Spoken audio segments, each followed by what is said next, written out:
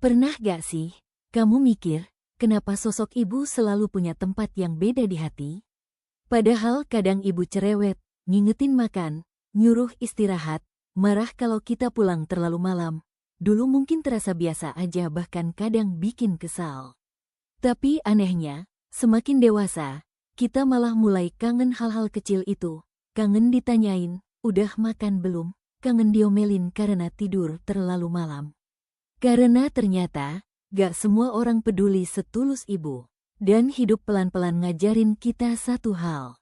Di luar sana, banyak orang datang karena butuh, banyak orang baik saat ada maunya.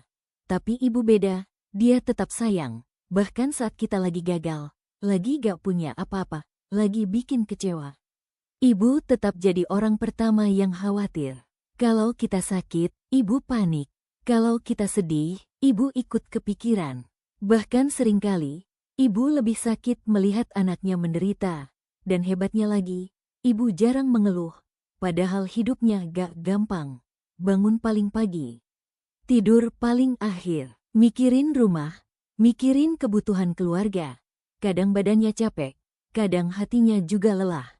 Tapi tetap berusaha terlihat kuat. Karena bagi seorang ibu, melihat anaknya baik-baik aja itu udah cukup bikin dia bahagia. Dan jujur aja, waktu kecil kita belum benar-benar sadar. Kita pikir semua itu biasa, makanan selalu ada, rumah selalu rapi, baju bersih. Baru saat mulai dewasa, kita sadar ternyata semua itu terjadi karena perjuangan ibu setiap hari. Dan semakin umur bertambah, kadang muncul rasa takut kehilangan ibu. Takut suatu hari pulang tapi gak ada lagi suara ibu di rumah. Karena sekuat apapun kita sekarang, tetap ada sisi kecil dalam diri kita yang selalu butuh ibu. Dan yang paling menyedihkan itu, waktu berjalan cepat banget. Tiba-tiba ibu mulai menua, rambutnya memutih, jalannya gak secepat dulu. Padahal rasanya baru kemarin kita masih jadi anak kecil. Makanya, selagi ibu masih ada, jangan terlalu sibuk dengan dunia sendiri. Luangkan waktu buat ngobrol, buat pulang, buat bikin ibu tersenyum.